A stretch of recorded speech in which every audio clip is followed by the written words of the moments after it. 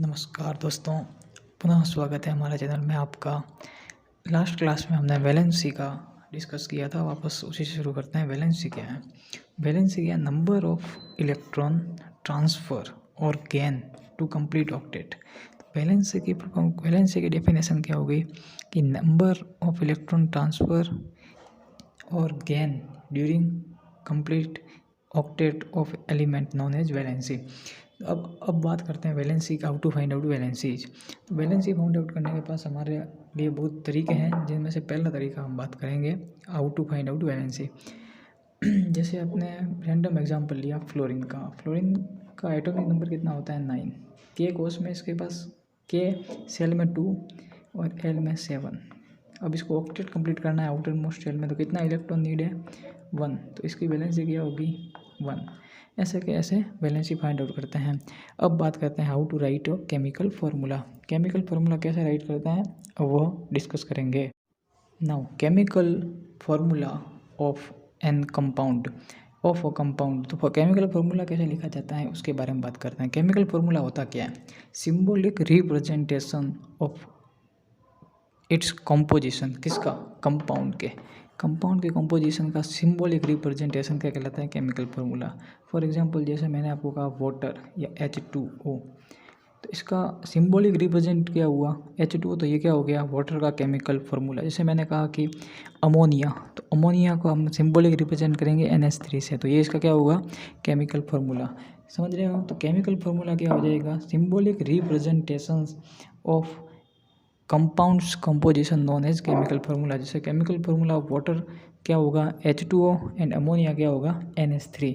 तो हमसे ये पता चल रहा है इसको केमिकल फार्मूला लिखने के बाद कि वाटर में हमारे पास कितने हाइड्रोजन एटम हैं 2 और 1 ऑक्सीजन एटम है। तो ये सिंपल डेफिनेशन हो गई हमारे पास केमिकल फार्मूला की। अब बात करते हैं तो how to find out chemical formula for given species. इसके लिए बहुत बढ़िया ट्रिकें तैयार की है मैंने तथा बहुत बढ़िया तरीके से समझाऊंगा, तो जुड़िए हमारे साथ। सबसे पहले बात करेंगे आयन की। मैंने बताया था any charge species known as ion. अब बात करते हैं तो कहीं आपको लिखा हुआ मिलेगा जैसे IUM, ईएम। ईएम मीन्स क्या होता है? कैटायन या पॉजिटिव चार्ज जिसके पास होता है वो क्या कहलाता है ईएम। और बात करते हैं आइड यानी क्या होता है? जिसके पास क्या होता है नेगेटिव चार्ज होता है वो क्या कहलाता है आइड। अब बात करते हैं जैसे सोडियम, तो सोडियम ईएम आ रहा है पीछे, इसका मीन्स क्या होगा कैटायन पॉजिटिव होगा, तो सोडियम में प्लस कर दिया आपने। और सोडियम जनरली। और क्लोराइड क्या आया है पीछे IDE, तो क्या होगा Cl नेगेटिव। अब ये है, तो अब इसको कैसे लिखेंगे पहली बात करते हैं। अब सोडियम को कैसे लिखेंगे Na पॉजिटिव को? हम जानते हैं सोडियम का जो अपना एटॉमिक नंबर कितना होता है 11, तो ये कैसे लिखा जाएगा 2, 8 एंड 1। 2, 8 एंड 1। इसको अपना ऑक्टेट कंप्लीट करना है तो ये इलेक्ट्रॉन क्या करना पड़ेगा डोनेट करना पड़ेगा, तो इस पर क्या आ जाएगा charge. It is known as sodium ion. तो ये हो गया 2, 8। अब क्लोराइड की बात करते हैं तो Cl नेगेटिव।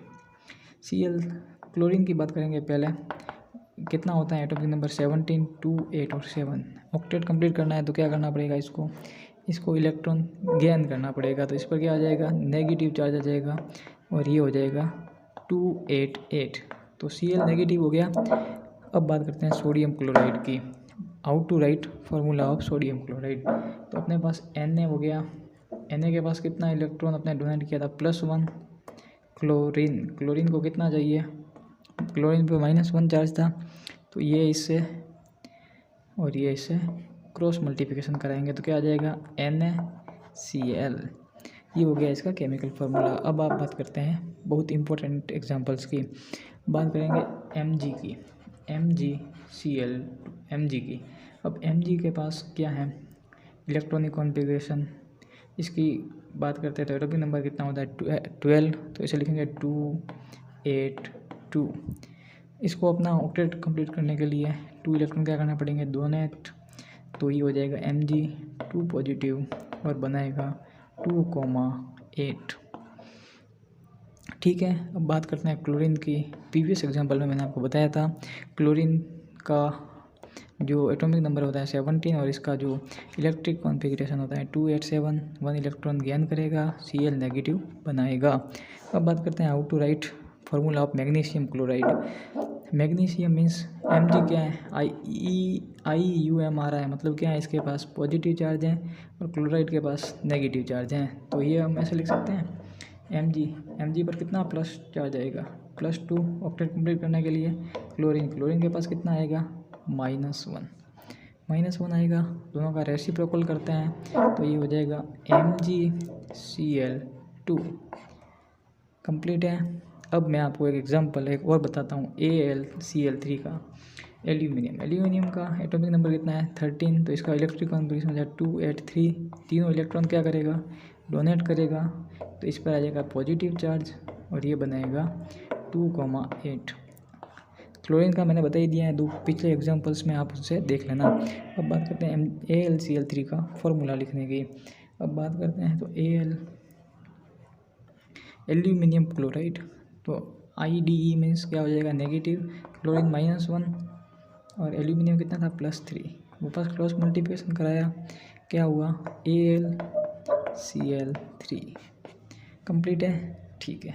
अब बात करते हैं हाउ टू फाइंड आउट, जैसे अपन बात करते हैं अब कुछ डाई एटॉमिक्स आयन्स की या पॉली एटॉमिक्स आयन की। ये OH नेगेटिव है, इसे क्या कहते हैं, एनिमन, इसे क्या कहते हैं, इसे क्या कहेंगे, नेगेटिव चार्ज हैं, इसे कहेंगे आइड कहेंगे पहली बात। और किससे मिलकर बना है, हाइड्रोजन एंड ऑक्सीजन से, तो इसका नाम हो जाएगा हाइड्रोक्साइड।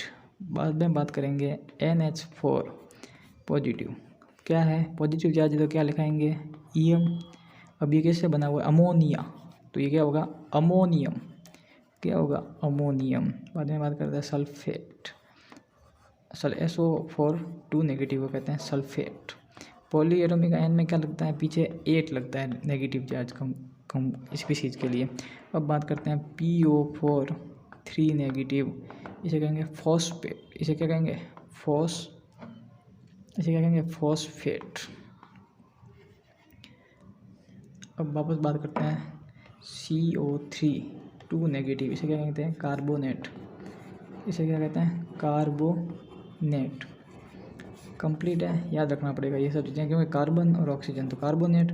अब बात करते हैं वापस फॉस्फेट की, तो PO4 3 नेगेटिव, PO4 3 नेगेटिव से कहते हैं फॉस्फेट। अब मैं आपको बताता हूँ केमिकल फार्मूला लिखने के इम्पोर्टेंट। फर्स्ट केमिकल फार्मूला है सोडियम कार्बोनेट का, किसका है सोडियम कार्बोनेट। कौन है सोडियम कार्बोनेट। सोडियम कार्बोनेट का फार्मूला कैसे लिखेंगे अपन, तो बात करते हैं सोडियम कार्बोनेट का। सोडियम मीन्स क्या हो जाएगा Na+1, carbonate means CO3 2 negative, इसके पास चार्ज कितना है -2। क्या करेंगे क्रॉस मल्टीप्लाई करेंगे, ये बनेगा Na2CO3, क्या बनेगा Na2CO3। ये इसका केमिकल फार्मूला हो गया। अब बात करते हैं अपन एक सल्फाइड का एग्जांपल लेते हैं। सल्फाइड का एग्जांपल हम लेंगे अभी,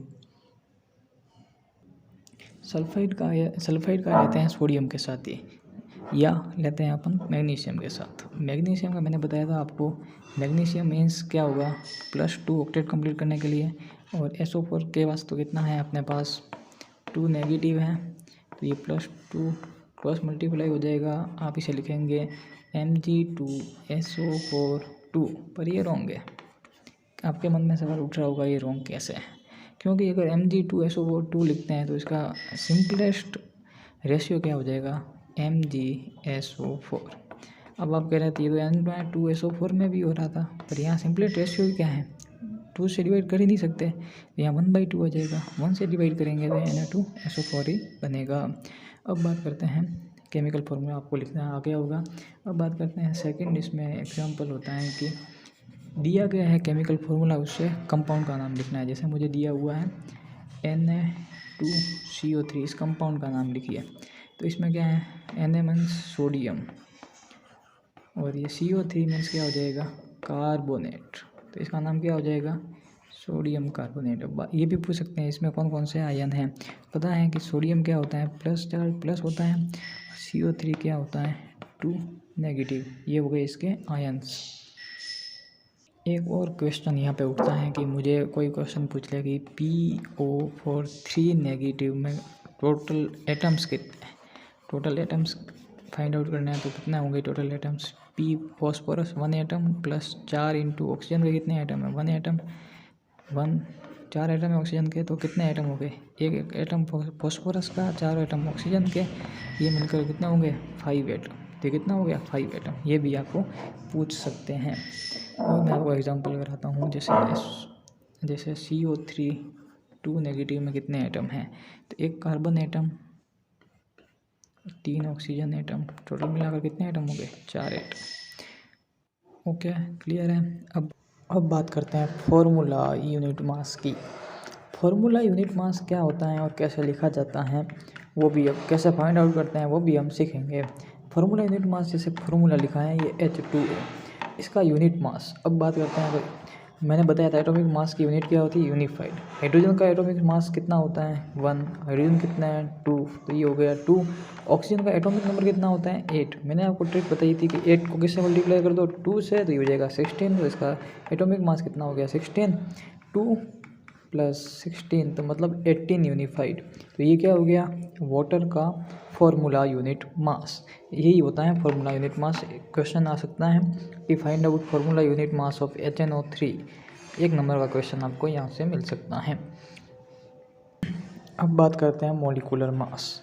मॉलिक्यूलर मास क्या होता है, पहले मैंने बताया था मॉलिक्यूलर मास। मॉलिक्यूलर मास भी क्या होता है फॉर्मूला यूनिट मास के तरह ही होता है कि मतलब sum of the atomic mass of atoms of molecule. जैसे बात करते हैं NaCl का नहीं NaCl या बात करते हैं NaCl का, तो NaCl का फॉर्मूला यूनिट मॉलिक्यूलर मास क्या हो जाएगा sum of all atomic mass. Sodium का मैंने बताया था 11 × 2 22 + 1 23, और क्लोरीन का मैंने आपको कहा था याद रखना 35.5, तो ये होता है 58.5 होता है ये अपना मॉलिक्यूलर मास। अब बात करते हैं तो क्या डिफरेंस होता है formula unit mass and molecular mass में। मैंने दोनों में बताया कि दोनों में एटॉमिक मास का क्या करना होता है सम। पर एक बात याद रखना, फार्मूला यूनिट मास और मॉलिक्यूलर मास में डिफरेंस इतना ही है कि फार्मूला यूनिट मास में जो कंपाउंड होता है उसके जो पार्टिकल्स होते हैं वो आयनिक होते हैं। जैसे मैं निकालूँ बात करता हूँ तो H2O के लिए हम फार्मूला यूनिट मास क्या डिफाइन करेंगे 2H, वही होगा जो कि उसका मतलब उसमें क्या हो आयन हो। आयन ये 2H पॉजिटिव बनाएगा और OH नेगेटिव बनाएगा, ये H पॉजिटिव और OH नेगेटिव बनाएगा। जैसे NaCl के लिए फॉर्मूला यूनिट मास की रिलेट करते हैं, पर मॉलिक्यूलर मास किसी भी कंपाउंड हेतु डिस्क्राइब किया जा सकता है। अब बात करते हैं मोल की। मोल क्या होता है, मैं तो जो आपको मोल एक संख्या है, क्या है एक नंबर है। जैसे मैंने आपको कहा कि मुझे 1 डजन क्या चाहिए 1 डजन सेब चाहिए, तो 1 डजन मीन्स कितना हो गई 12 सेब चाहिए। मैंने कहा 1 किलोग्राम शक्कर चाहिए तो कितनी 1000 ग्राम हो गई। तो उसी प्रकार मैंने कहा कि मेरे 1 मोल कार्बन चाहिए। 1 मोल कार्बन मतलब कितना कार्बन हो जाएगा Na कार्बन। Na क्या है, अब ये बात करते हैं Na की। Na मीन्स क्या होता है एवोगैड्रो नंबर, इसकी मीन्स होता है 6.022 × 10⁻23 नोज एज Na। ये आ सकता है 1 नंबर का प्रश्न। अब बात करते हैं तो 1 मोल में कितने पार्टिकल होंगे Na पार्टिकल, मतलब 6.022 × 10⁻23 पार्टिकल होंगे। मैंने जैसे आपको कहा कि 1 मोल कार्बन लाइए तो कितने पार्टिकल लाने को कहा है, मैंने आपको 6.022 × 10⁻23 पार्टिकल लाने का कहा है। अब बात करते हैं तो how to find out mole. Mole बराबर होता है given weight upon molecular weight, या given weight upon atomic weight, ये होता है मोल। अब बात करते हैं how to find out mole. जैसे मैंने दिया गिवन वेट आपको H23, how to find out moles. जैसे मैंने दिया है N = क्या होता है formula given weight upon molecular weight या given weight upon atomic wait. जैसे मैंने आपको दिया 26 ग्राम H2O में मोल फाइंड आउट करो, तो N = हो जाएगा गिवन वेट कितना है 36, इसका मॉलिक्यूलर वेट कितना होता है 18, तो इसमें मोल आ जाएंगे अपने 2 मोल। अब मैं बात करता हूँ इसमें पार्टिकल फाइंड आउट करना है। पार्टिकल फाइंड आउट करना है तो इसके लिए भी एक फॉर्मूला होता है, n बराबर number of particle upon Na, number of particle upon Na। और जैसे मैंने कहा कि 2 मोल H2O में पार्टिकल, तो ये हो जाएगा n, number of particle find out करना है अब इंटू Na, तो n नंबर ऑफ पार्टिकल हो जाएंगे, मोल कितने दिए हुए 2 इंटू Na, मतलब 2 Na पार्टिकल होंगे। अब मैं क्वेश्चन आपको देता हूँ, बहुत बढ़िया क्वेश्चन है, आ सकता है अगर मॉडरेट लेवल का एग्ज़ाम हुआ तो 2 नंबर का ये क्वेश्चन आपको मिल सकता है। Find out the number of particle in 44 gram CO2, ये क्वेश्चन आ सकता है। तो इस क्वेश्चन को कैसे सोल्व करेंगे? इस क्वेश्चन के लिए पहले मोल फाइंड आउट करेंगे। मोल कैसे फाइंड आउट करेंगे? n बराबर गिवन वेट कितना दिया हुआ 44 अपॉन मोलिकुलर वेट भी कितना होता है 44, तो इसका मोल कितना आ गया 1। नंबर ऑफ पार्टिकल फाइंड करना है, n बराबर मैं बताया था कैपिटल N अपॉन Na, मतलब number of particles find out करना है अपॉन Na, तो नंबर ऑफ पार्टिकल्स कितने आ जाएंगे, इसका नंबर ऑफ मोल्स कितना दिया हुआ है 1 इंटू Na, तो इसमें पार्टिकल्स कितने आ जाएंगे Na। ठीक है, यह चैप्टर था आपका atoms and molecules, third chapter था। थैंक यू फॉर वॉचिंग, और चैनल को सब्सक्राइब करना, और कोई भी डाउट हो तो कमेंट में ज़रूर लिखना। अब मैं अगला सेशन लेके आऊँगा इसके क्वेश्चन एंड आंसर का, जो कि इम्पोर्टेंट है और आने की पूरी संभावना है। इस सीरीज़ को आप एक बार परीक्षा से पहले देख कर जाइए, निश्चित तौर पर आपको उसमें से क्वेश्चन 100% मिलेंगे। ठीक है, धन्यवाद।